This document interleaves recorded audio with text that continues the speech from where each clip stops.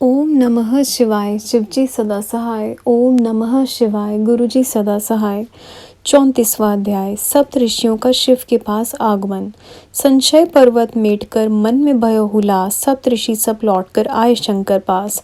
ब्रह्मा जी बोले, हे नारद जी, इस प्रकार हिमाचल को कथा सुनाकर वशिष्ठ जी चुप हो गए। तब हिमाचल प्रसन्न होकर बोला, हे ऋषिगण, अब मेरे दिल को संशय मिट गया है। मेरी धन संपत्ति, स्त्री पुत्र, कलत्र कन्या, मेरा शरीर भी भगवान शंकर के अर्पण है।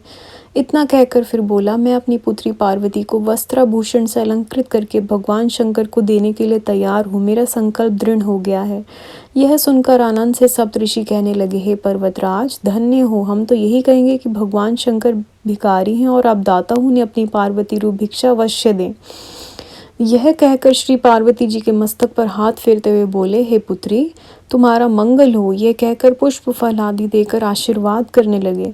इधर अरुंधति जी ने भगवान शंकर के गुणों से मैना को मोहित करके लोक रीति के अनुसार हल्दी रोरी आदि से पत्थर पूजन मार्जन आदि कराकर 4 दिन के बाद लग्न भी धरा दी। उसके बाद अत्यंत आनंद के साथ सातों ऋषि अरुंधति के साथ भगवान शंकर के पास चले गए। उनके पास पहुंचकर शुभ वृतांत सुनाया और कहा कि हमने हिमाचल को धर्म शास्त्रों के वचन सुनाकर समझा दिया है। वह अपनी पुत्री आपको समर्पण कर रहा है। आप विवाह की तैयारी करें। समस्त देवगणों को निमंत्रित करें। 35वां अध्याय। हिमाचल का लग्न पत्रिका भेजना। लग्न पत्र भेजी तभी शंका तज पर्वतराज, बहु उत्सव घर पर कियो, बांजे मंगल वाद्य। ब्रह्मा जी बोले, हे नारद जी, उसके बाद हिमाचल ने अपने सगे संबंधियों को बुलाकर प्रसन्नता पूर्वक अपने पुरोहित श्री गर्ग जी से लगन पत्र लिखाया। उसका पूजन करके अनेकों सामग्री के साथ भगवान शंकर के पास भिजवा दिया। भगवान शंकर के पास पहुंचाते ही उन्होंने लाने वाले पुरोहित का भली भांति आदर सत्कार किया। उसके अनंतर पर्वतराज से दूर दूर में रहने लगे। अपने भाई बंधुओं को निमंत्रित किया। फिर वस्त्र आभूषण, विविध प्रकार के रत्न आदि वस्तुओं का संग्रह करने लगे। अनेकों प्रकार की मिठाइयाँ, पकवान आदि बनाने के लिए अनेकों शिल्पी हलवाई लगा दिए गए। सब प्रबंध होने लगा। सौभाग्यवती पर्वत नारियां मंगल गीत गाने लगी। श्री पार्वती जी का श्रृंगार करने लगी। अनेकों प्रकार के साथ श्रृंगार वेश में सुभूषित होकर स्त्री समाज इकट्ठा हो गया।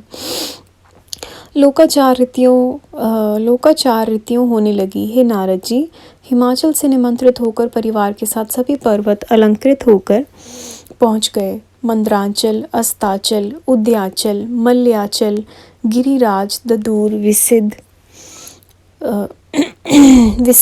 गंधमादन, करवीर, महेंद्र, पारियाज, क्रोजियच, पुरुषोत्तम, नील, सनील, चित्रकूट, वेकंठ, श्रीगिरी, गोकामुखी, विंध्यांचल, कालिंजल, बहुश कैलाश आदि और भी अनेकों पर्वत सज धज कर परिवार के साथ मिलकर विवाह देखने के लिए वहां आए।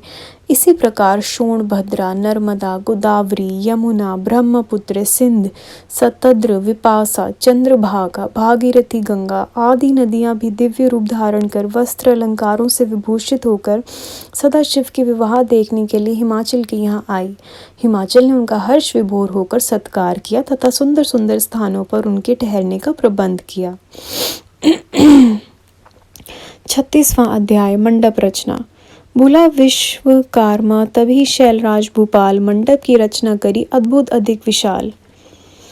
ब्रह्मा जी बोले, हे नारद जी, पर्वतराज हिमाचल प्रसन्न होकर नगर को सजाने लगे। इसके बाद विश्वकर्मा को बुलाकर मंडप रचने को कहा। विश्वकर्मा ने आज्ञा का पालन किया। उन्होंने एक शोभायमान मंडप 10,000 योजन लंबा चौड़ा रच दिया, जो कि 40,000 कोस में था। उस मंडप में उसने अपनी निपुणता दिखा दी। अनेकों प्रकार के स्थावर, जंगम, पुष्प, स्त्री पुरुष आदि की मूर्तियां बनाई गई थी।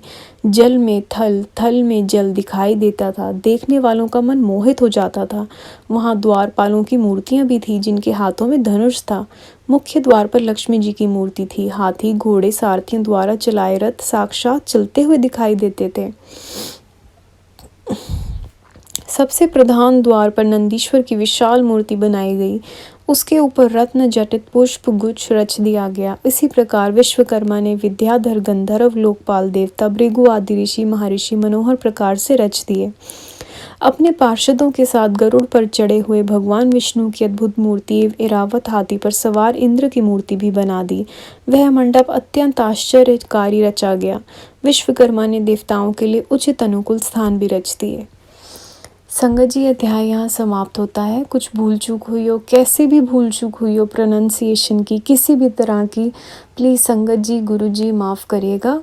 अगला अध्याय अगली वीडियो में। ओम नमः शिवाय, शिव जी सदा सहाय। ओम नमः शिवाय, गुरु जी सदा सहाय।